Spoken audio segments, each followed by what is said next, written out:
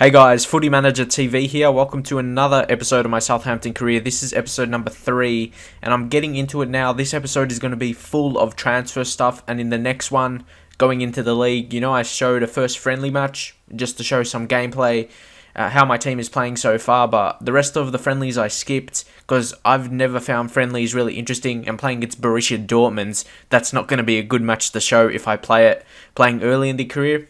More than likely, it's not going to be a positive result, so I just simmed it. And yeah, that's just the best things to do for the friendlies. Unless you can pick your friendlies team, that could be a very good feature. I'm pretty sure that was in like a couple games ago. No idea why they removed it. I think it was like on the PS2 game, if I remember correctly. But for some reason, they'll get rid of it. I wouldn't be surprised in FIFA 15, they might introduce it back as a new feature. That's what EA basically do. They announce like new features, I should say, and they're basically just recycled features.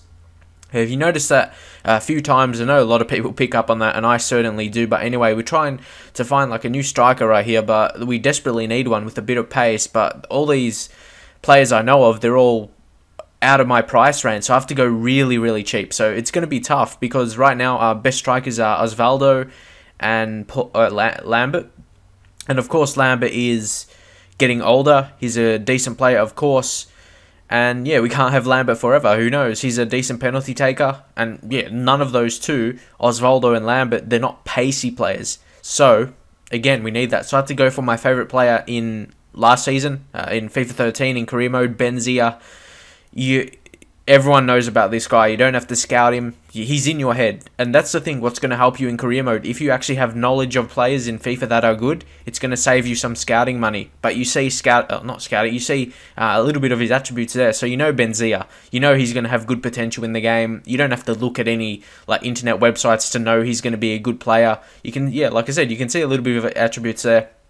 And of course, people talk about him on Twitter and that kind of thing, so I can't really avoid seeing that. So I know he's good, and I definitely don't want to pass up the opportunity to sign Benzia. And going into early season, I didn't want to waste time scouting, so I don't have to know his.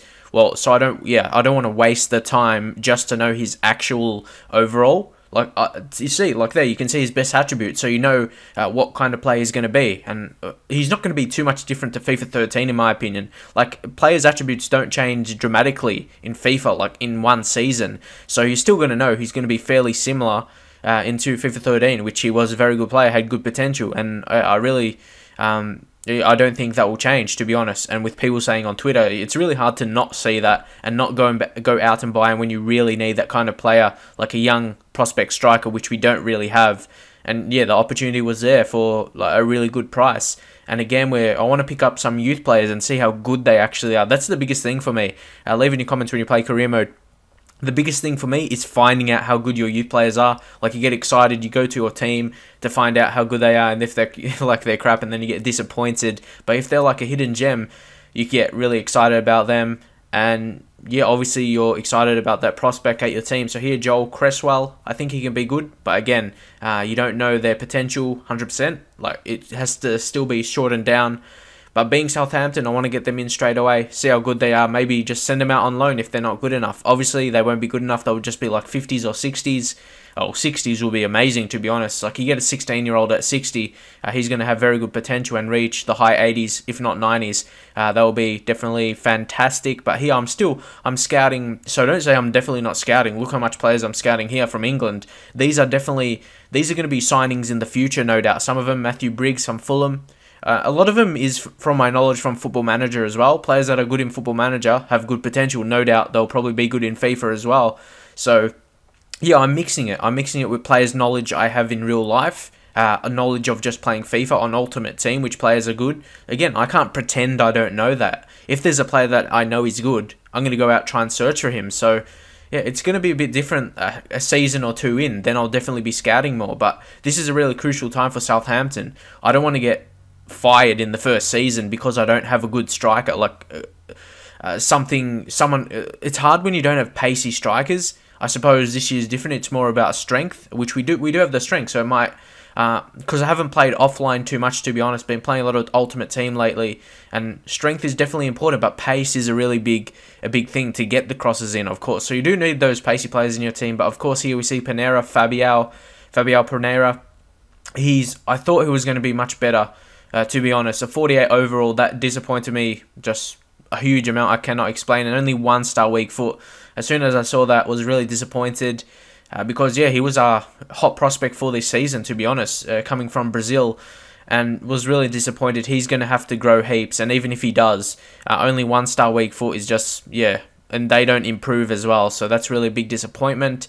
But the thing is, we'll still sell him in the future, and we gain a little bit of profit, so that's always good, I guess. So here, checking out our team, our form is very good, so that's a positive sign going into the season. Like I said, the first match will be in the next episode, and I really noticed people want to see Southampton a lot. That's why I want to put variety on my channel with Ultimate Team and Barcelona in career mode.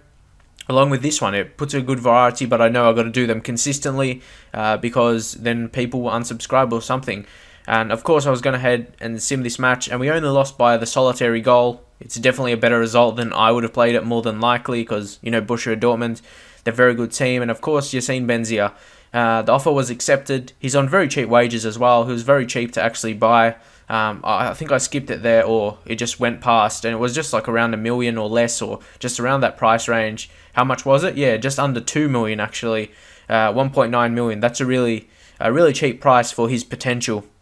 He's very good, but here, Joel Cresswell, this guy could be a good potential player in the future for England. At least I'm hoping. We just got to find out what his attributes are. So let's find out right now. We check out Cresswell. 52 overall. He's better than the previous. Physically, doesn't look amazing, but those improve as you get older, to be honest. At least, hopefully they do, because he's pretty slow right now. And yeah, I'll want him to improve in that kind of thing. And he's got some decent technical attributes, but look at that. 5-star weak foot and 5-star skill moves. Low defensive work rate, that could be good, to be honest. He can get really forward. He can just stay forward as a left winger. Doesn't suit this formation currently, but in the future, I'll definitely sign players so I can play a formation with wingers, or like a 4-2-3-1 with the 3 centre attacking mids. He could do well on the left side.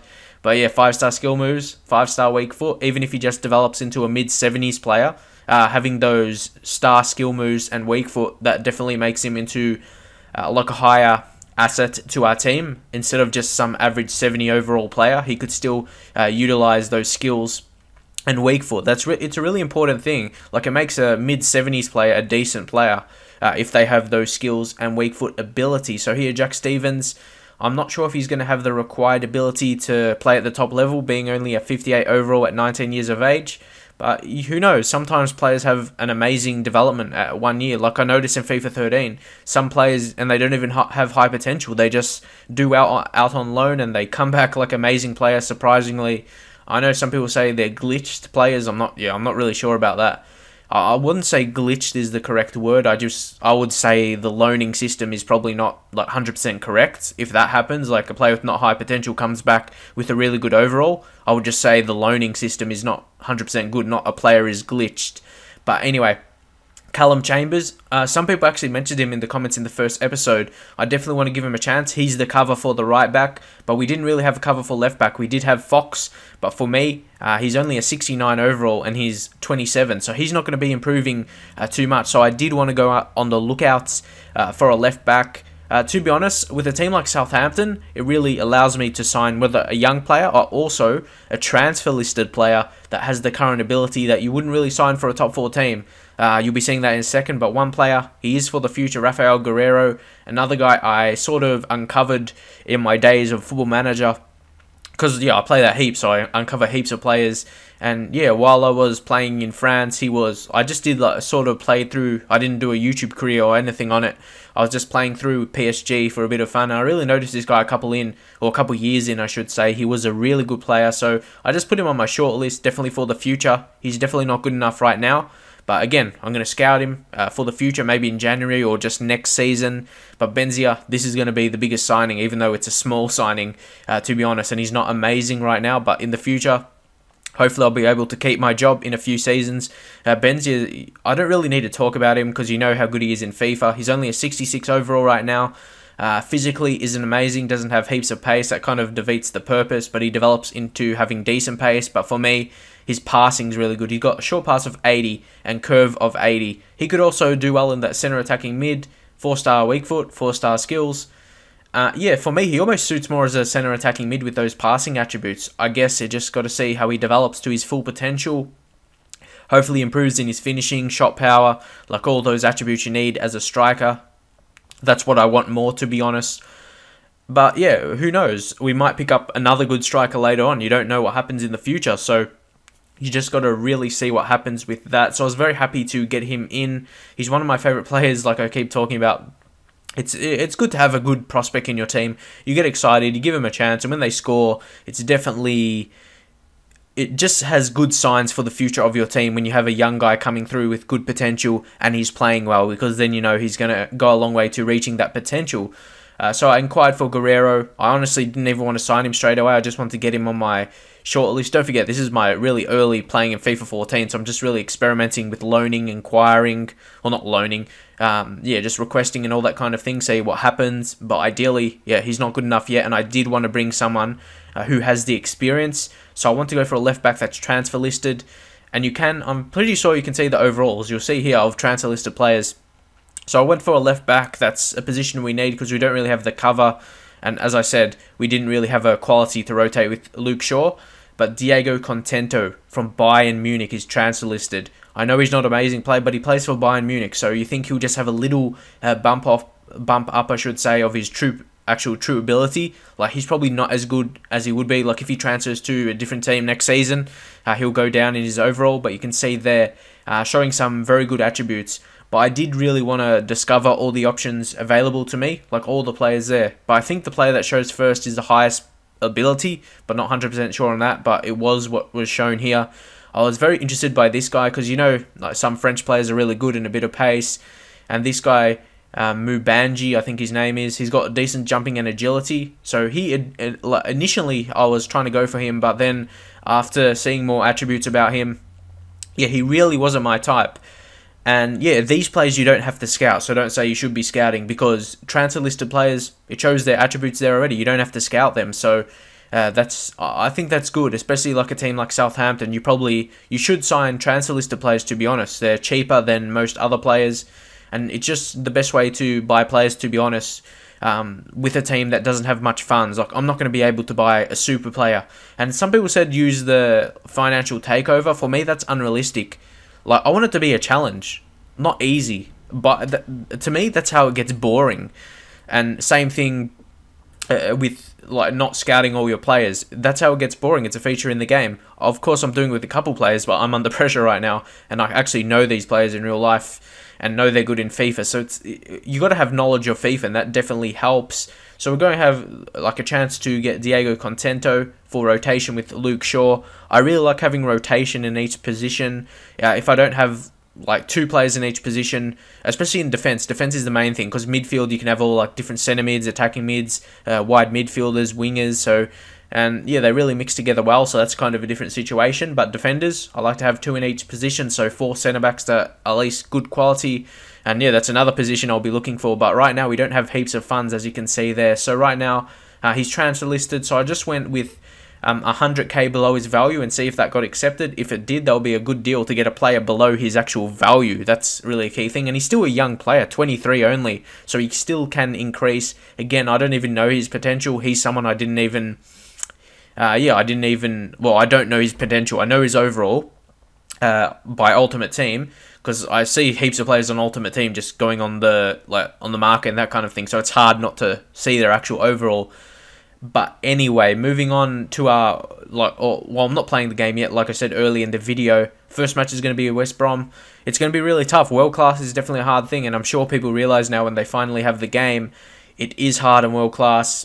But I'm not using that as an excuse anymore, because I'm slowly getting better. And here, perfect timing actually. Daniel Fox, he got an offer as soon as we got our own offer accepted for a better quality player.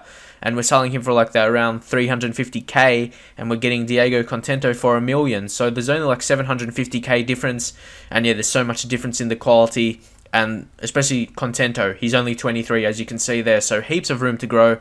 And he's required quality, and to be honest, he's probably better than Luke Shaw already, so he might get ahead of Luke Shaw. I know people are going to say straight away, just play Luke Shaw, but I've got to play players that are going to get me the best results. You could have done that in FIFA 13 when the game was a bit easier, But now the game it's way harder and world class compared to FIFA 13. So I just have to put my best squad out there, the best squad that I see that's going to get the best results, not who has good potential or anything like that. So you see my team. This is the team I'm going to go with, or the formation I'm going to go with at least. It's the 4-3-1-2. I used a bit on Ultimate Team with one team. It was a good formation. So I'll finish off with a squad report, seeing if anyone is really increasing yet. You don't really see too much dramatic improvements early days. But of course, Artur Boruc is going to decline. Nathaniel Klein as well. Going up by 1, which is always good because he's a future prospect for us, but he's good enough already. That's always good.